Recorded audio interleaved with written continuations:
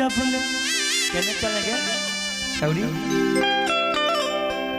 ए छोटकी आप जल्दी कि काम देखिए निशा जी से हम बोलेंगे कि काम चलिए जब मैथिली समझती आ रही तो कुआर के आ रही तो कुआर के छोड़ के हमरा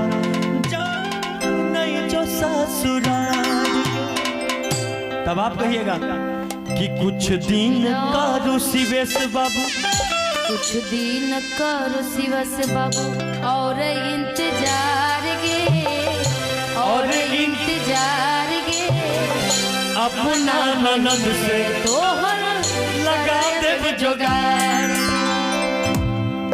आया ढोलक का बात बाबू पानी लेके आइएगा। आइए म्यूजिक के साथ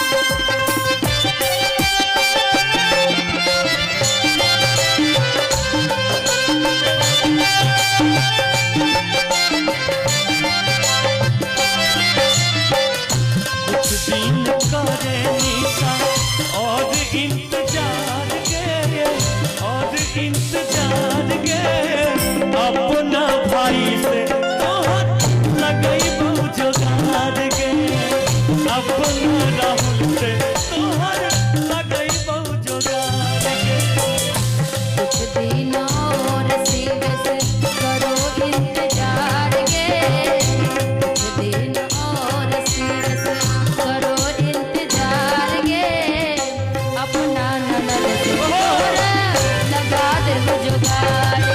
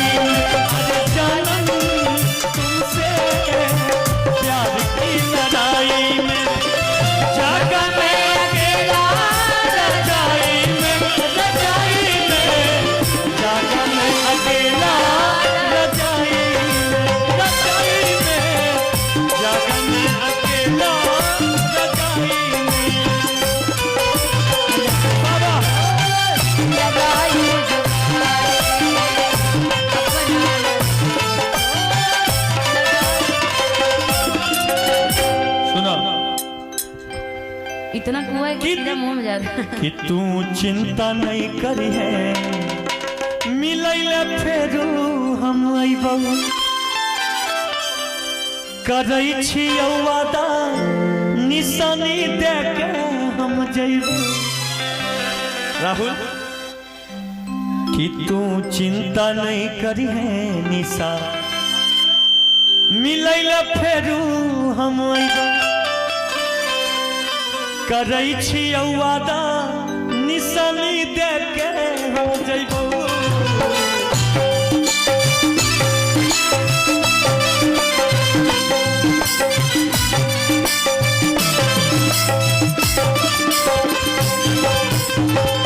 जान से ज्यादा हम जान से ज्यादा तो करत रही प्यार गे करत रहल प्यार गे अपना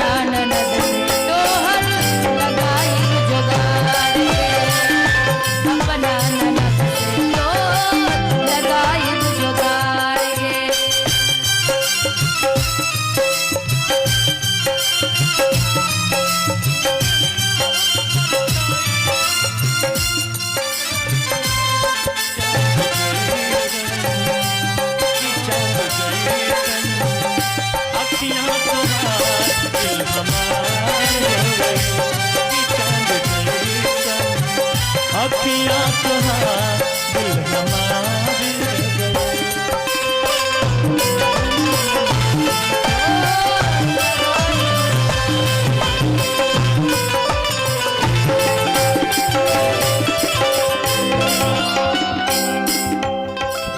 इधर आगे हम लोग को कुछ नहीं दिखाई दे रहा, पता नहीं चाची लोग को दिखाई दे रहा होगा कि नहीं।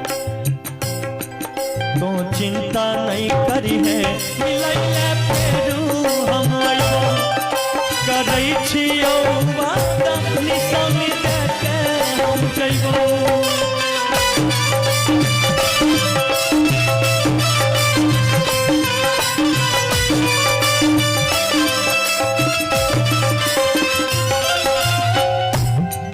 तो चिंता नहीं करी है मिलैले फेरू हम अइबो करै छियौ वादा निशानी देके हम जइबो।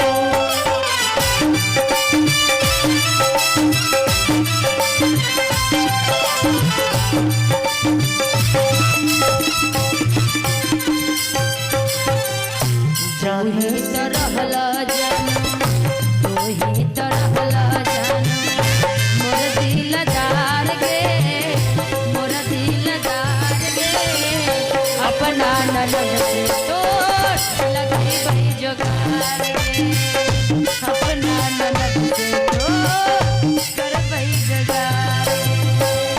काम चलियो जब रही तो